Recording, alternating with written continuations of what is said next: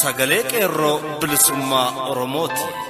Sagaleen qeerroo bilisummaa Oromoo torbaanitti guyyaa 3 facaasaa yookaan kibxata kamisaa fi jimaata akka lakkoofsa sa'a Oromootti galgala keessaa sa'a 7:00 hanga 8tti meetir baandii 16 yookaan kiiloo heerzii 17,840 irratti qilleensa irraan isiniif darbuudha. Kun sagalee qeerroo bilisummaa Oromooti.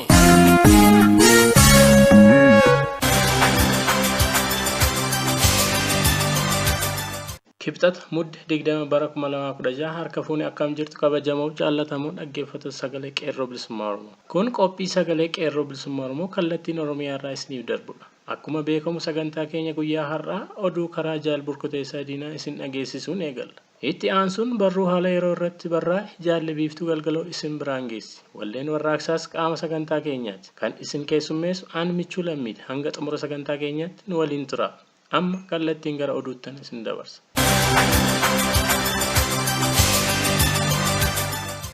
Master Planning Finfinnee dhiyeenya inni ragga'aa jedhame. Finfinnee muddee 8 bara 2009 Master Planning magaalaa Finfinnee dhiyeenya akka ragga'u Komishiniin Pilaanii magaalaa Finfinnee beeksise jedhe Faana Broadcasting Corporate. Komishinariin olaanaan komishinichaa obbo Maatiyus Asfaw akka jedhanitti Master Planning magaalattii xumurarra ga'eera jechuun kan gabaase miidiyaan wayyaanee kun pilaanichis dhiyeenya akka ragga'u himaniiru. Obbo Maatiyus magaalattiin waggoota 10 amma 25tti Master Planning ittiin gaggeeffamtu raggaasisuu waajjiraaleen pilaanichaa hojiirra oolchan akkaataa kaa'ameen akka hojjetan deeggaruu fi komishinii pilaanichaa hundeessuun hojiilee itti aanan akka ta'an ibsaniiru. Komishinariin olaanaan Maatiyus Asfaw hooggantoota dhiyeenya manni maree magaalattii muude ta'uunis beekameera. Mootummaan faashistii wayyaanee ammas tuffii uummata Oromoof qabdurraa ka'uudhaan Master Planning akka hojiirra ooluuf karaa jalee ishee OPDO akka murtaa'uuf akeekkachiisa karaa gooftolii isaanii warra TPLF itti kenname jiraachuus ibsame. Wayyaaneen Master Planning Finfinnee akka hojiirra ooluuf labsite.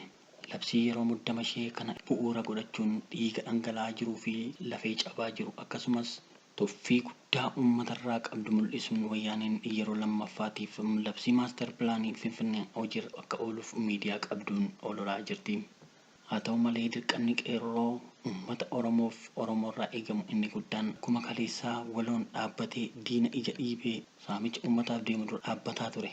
Hiriiruun warraaqsa fincila xumura garbummaa bilisummaa Oromoon durfamu cina hiriiruun dula saamichaaf bobbaafamaa jiru kana ofirraa qolachuun barbaachisaadha. Adeemsi sochii uummataa akka kaleessaatti kan adeemu ta'uu baatu bakka jiru kamittuu wal gurmeessuun qaamota mootummaa guutummaa biyyattii keessaa irratti duula fudhachuun furmaata jabaa taati. Haa ta'u malee yeroo mootummaan golessituu murna bicuu wayyaanee uummata Oromoo ajjeesaa fiidhaa jirtu kanatti gootawwan qeerroon barattoonni mana barumsaa sadarkaa lammaffaa Mugar diddaa isaanii daran jabeessuudhaan mootummaa faashistii wayyaanee waliin wallaansoo jabaa wal qabaa jiru.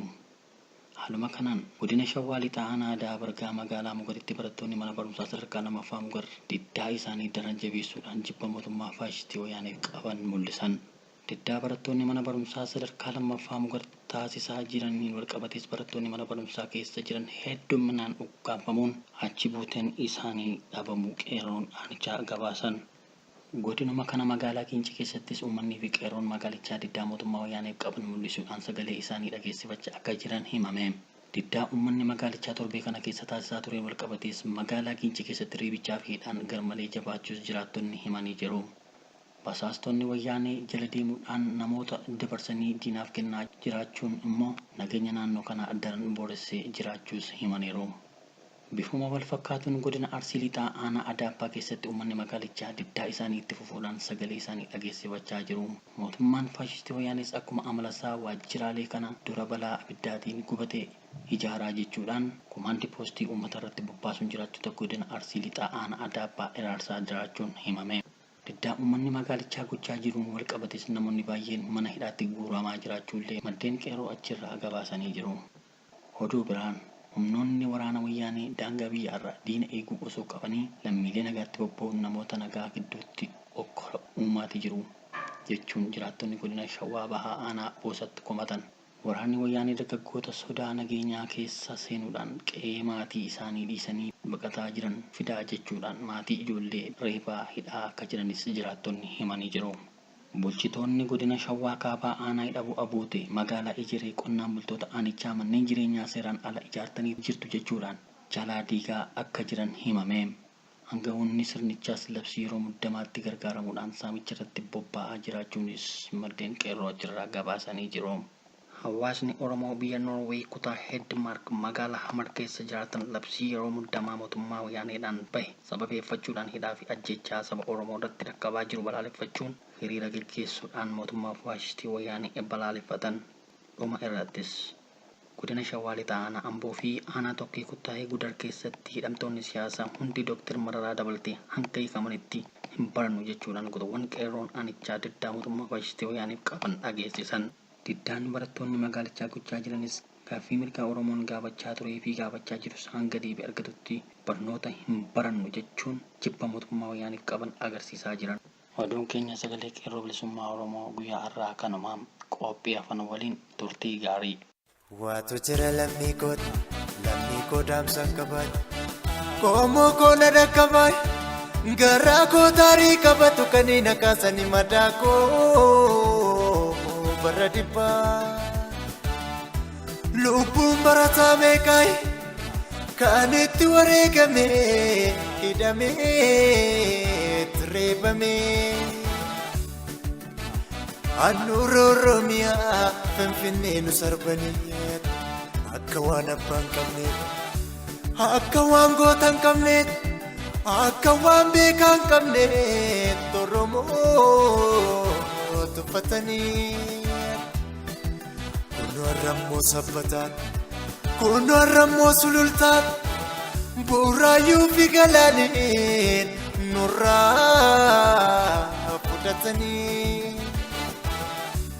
silaas maaltu jibbaa biyya dammaa faannanii har'as nu gurgurachuuf lagaa qoodanii silaas maaltu jibbaa biyya dammaa faannanii nu gurgurachuuf lagaa qoodanii.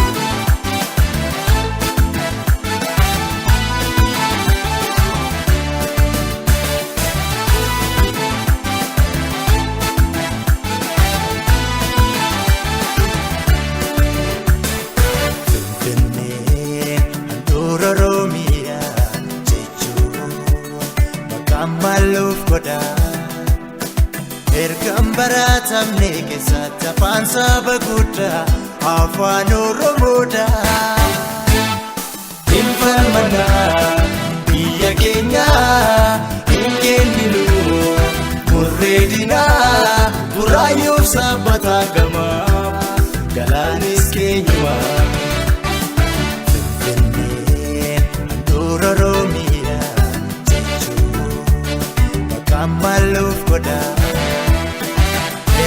Baratamne keessatti afaan saba guddaa afaan Oromoodhaa hin barbaannu maqaa biraa karraa dhalannes haadha qabnaa hidda keenya ganama sanaa Oromiyaan waamna.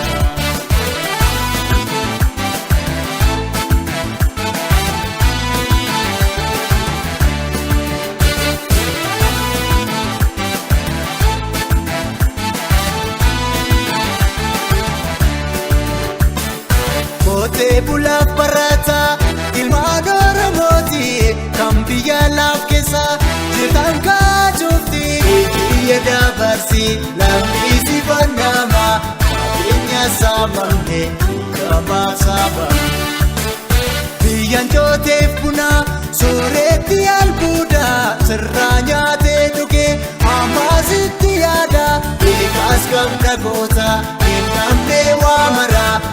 Abumti diidan dulluun maal kanarra hin nuteenya gadi tuffa Filatamuun keenya hin kenneen murree nutis biyya keenya odoo namaateera daadhiyaa Oromoo wal gaggalaafata kaatiin baraana Muraayyolees kanuma keenya sabbataanis kanuma keenya kanuma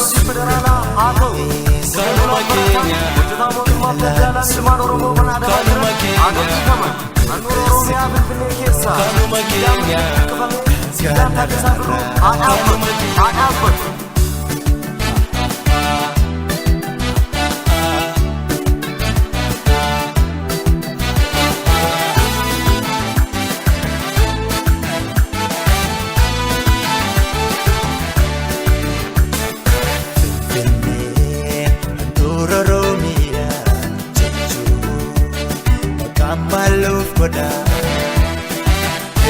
Baratamne keessatti afaan saba guddaa afaan Oromoodha.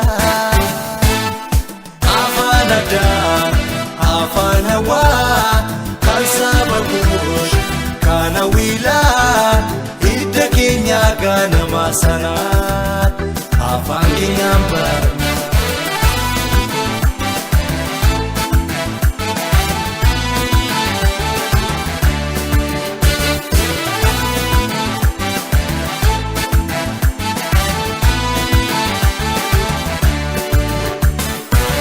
Beekota meeqa cabee yoonaan gahee dhiiga barattoota meeqa dhangalaa'ee baatee taatee birroo lakkasee hojiifaa dhiigeeffisa addunyaa Yoseef Kamachoo.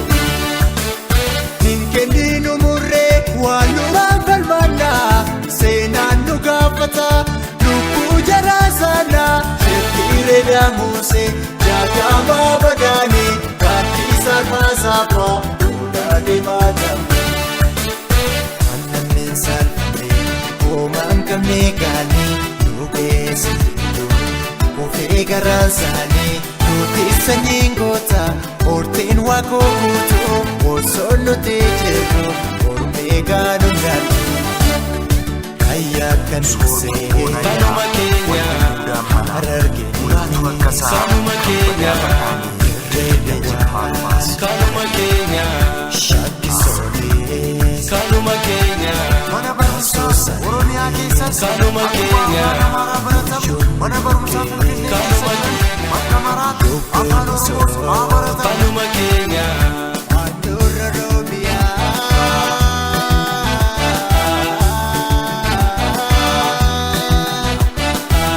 Finfinneen keenyumaa.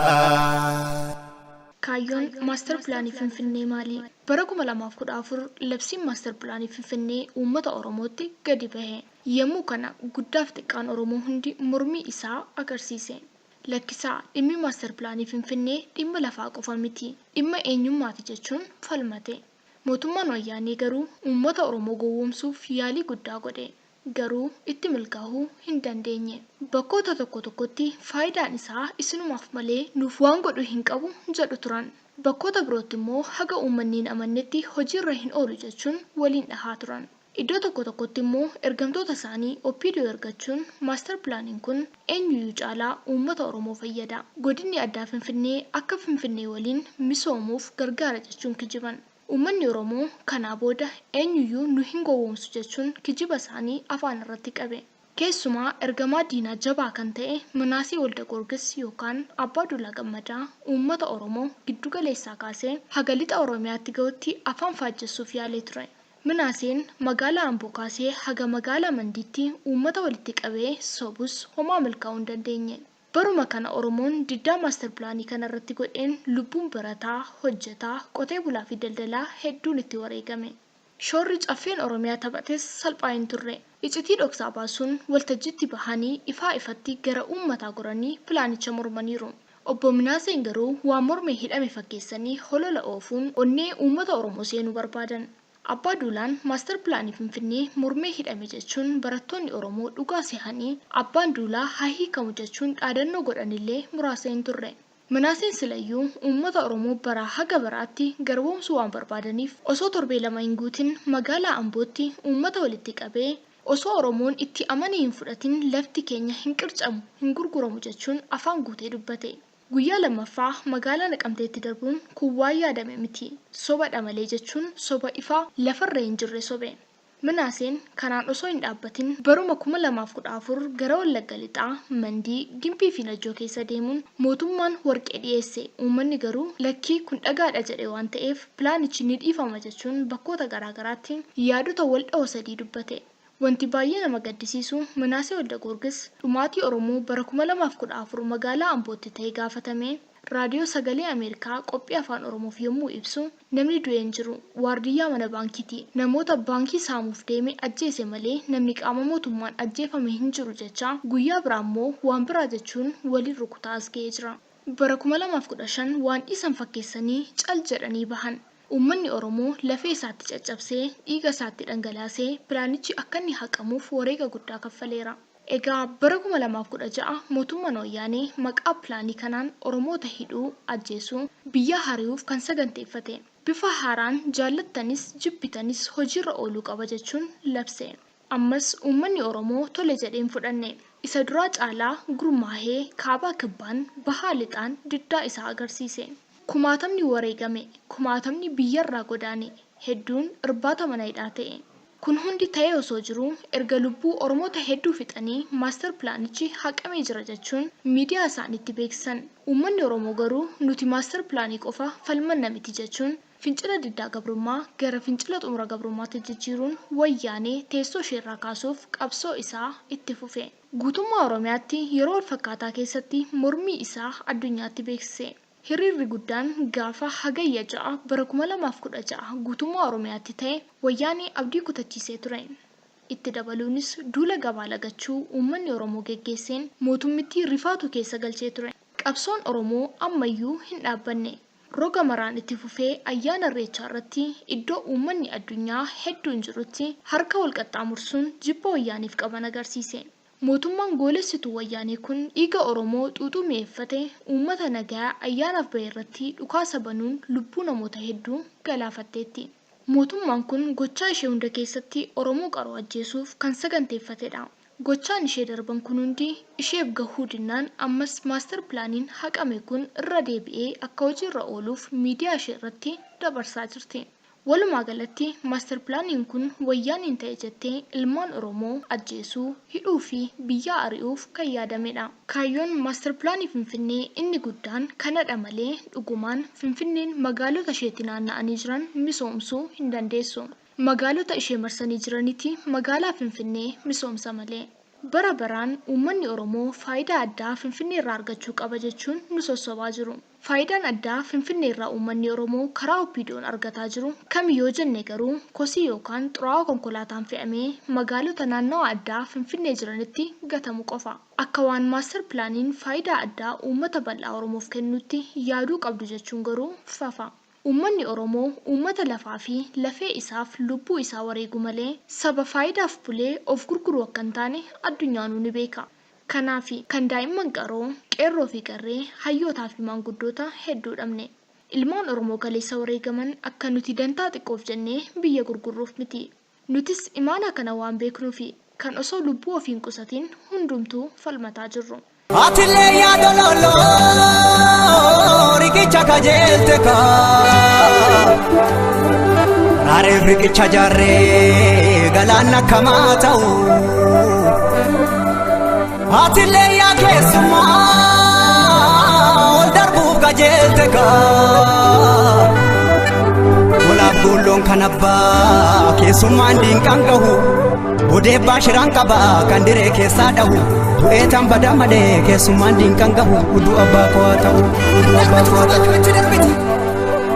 Maaster pilaaniin guutummaa guutuu ergaa haqamee haqa haaressuun maaliif barbaachise? Misoomuun Oromiyaa mootummaa murna yartuu Tigree caalaa uummata Oromoo yaachisa. Uummanni Oromoo uummata misoomuu jibbu osoo hin taane uummata darbee saba biraa illee misoomsudha. Kanaaf ammoo biyyee fi albuuddan Oromiyaa ba'anii saba biraa sooran ragaa guddaadha. Uummata Oromoo qaroominas hin gorsanii. Kan Ormi ittiin dhaadatu siidaa Aksum dabalatee biyyi kun qaba kan jettu marti qaroomina kuush akka ta'es seenaan lafa kaa'a. isin misoomsina jechuu dhiisanii nuuf eeyyamaa isin saamnaa osoo jedhanii kanatu irra haqa fakkaata. Nama foon beeku sombaan hin sossoban akkuma jedhamu uummata biyyattii misooma barsiise isin misoomsina jechuun sossobuuf yaaluun waan hin fakkaannedha. Mootummaa abbaa irree kanatti nageenyi ilmaan Oromoo mataa dhukkubbii guddaadha. Ilmaan Oromoo kumaaf kitilaan ajjeesuun ilmaan Oromoo fixuu akka hin dandeenye ajjeechaa calanqoo fi aanoleerraa barachuu dadhabanis uummanni Oromoo uummata sodaa du'aaf jedhee mirga isaa dabarsee hin kennine ta'uu garuu yeroo gara yerootti gochaan arganiiru. Maaster pilaanii kana uummanni Oromoo tole jedhee tasuma akka hin fudhanne mootummaan kun ni beeka. Kun ta'e jedhamee itti yaadamee ilmaan Oromoo irratti duguuggaa sanyii adeemsisuuf yoo ta'e malee dhiiga ilmaan Oromoo dhuguu kan amaleeffate dargaggoota Oromoo hidhuu fi ajjeesuun araada kan itti ta'e mootummaan garboonfataa kun maqaa koomaand poost jedhuun fincilaa fi sochii warraaqsaa uummanni Oromoo itti jiru dhaabuu akka hin dandeenye waan beekuuf amma immoo akkuma amalasaa ajjechaa suukanneessaa adeemsisuuf karoorfate akka ta'e beekamaadha. Oromoon marti kana beekee naannoo jiru gurmaa'ee diddaa kaleessaa bifa isaa jijjiiree ofirraa qolachuu qaba. Dhaamsi kun warreen TPLF'if ergamanii lammii isaanii ficcisiisaa jiran OPDO illee ni ilaallata. Bara baraan diinaaf ergamtanii ofiin nyaatina. Maaster pilaaniin kun hojiirra ooluun OPDO'n homaa tokkollee mirga akka hin qabne agarsiisa. Uummata Oromoof dhaabbachuu miti isin illee bilisummaatu isin barbaachisa. Gaaffiin uummata Oromoo gaaffii maaster pilaanii qofa osoo hin taane gaaffii abbaa biyyummaati. Biyyi kun osoo abbaa qabaattee galtuun biyya ormaa oliif gadi qircuuf hin wixxifattu. Uummanni Oromoo uummata mirga isaa sarbamee nyaataaf dhugaatiin quufee bulu miti. Gara xumura yaada kootti yoon dhufu maaster pilaaniin Finfinnee ammas hojiirra haa oolu wanti jedhamu kun dhugumaan Oromoon tole jedhee haa fudhatuuf miti. Oromoo ajjeesuu, hidhuu fi biyya ari'uuf yaadameeti. Daa'imman xixiqqoon reef biqilan illee gaaffii eenyummaa kaasaa jiru. Kanaaf ilmaan Oromoo marti tokkummaan haa falmannu. Qabsoon hanga bilisummaatti itti fufa. Injifannoo uummata Oromoof Gadaan Gadaa bilisummaati. Barreessitoonni barruu kanaa Michuu Lammii fi Jiituu Gadaati. Horaa bulaa.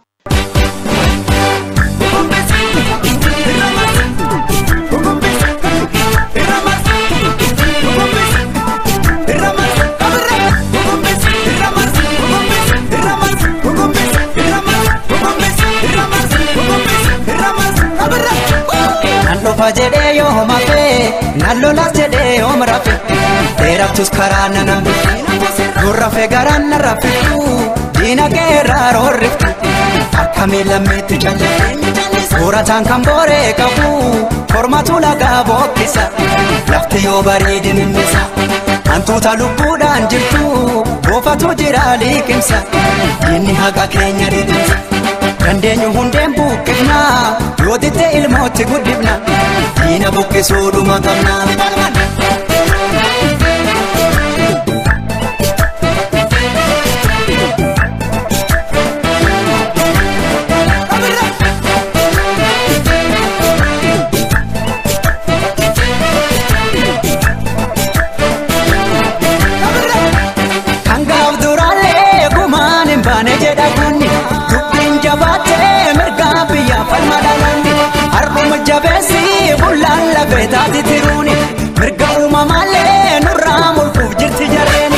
Ulambanini koba jalan senti gadeni Jalla jabesi abbaadhumaan tolti qeeni jedhini Ijaarsa kee tolchi jedhini abbaadhumaan tolti qeeni Kumaasi nyaanni mallaqaan ajjeefne baafana dhiigaan sodaa qawween qabnu jedhini of kaabachiisuun eegumaani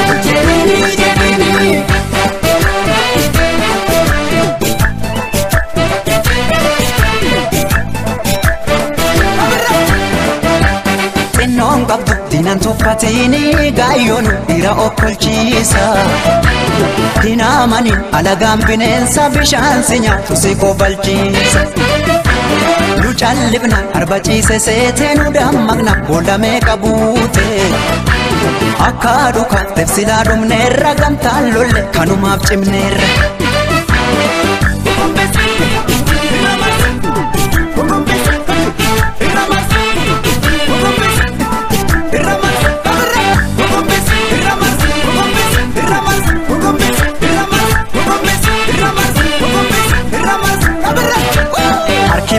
kooti camnaan mee harki bitaa maal harka sana hubataatu harka ormi yoo dhiichifatu jidha keenya hoo namni mana hidha nulleen akka dhiichifnu fedha ormi yoo burraaqee kolfuu koo garaan didee gammachuu jaallan koo dhuman daagata goota tugumaa baafata gaafa ajjeeses dhaadata kan du'e seenaa yaadata.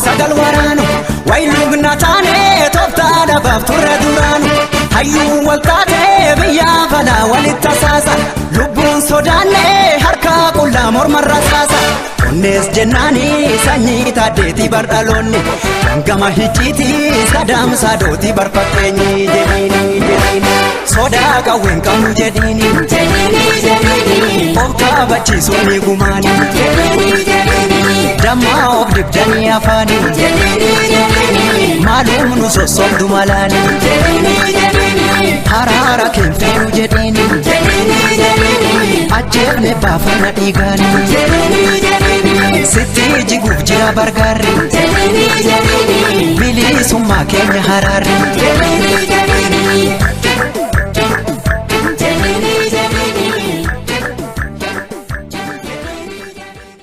Egaan dhaggeeffattoota keenya sagantaa guyyaa har'aa asirratti goolabna. Nu waliin turuu keessaniif galanni keessa bilisummaa ta'u. Sagantaa guyyaa biroon hanga wal agarruutti nagaan nuuf tura. Injifannoo uummata Oromoof gadaan gadaa bilisummaati.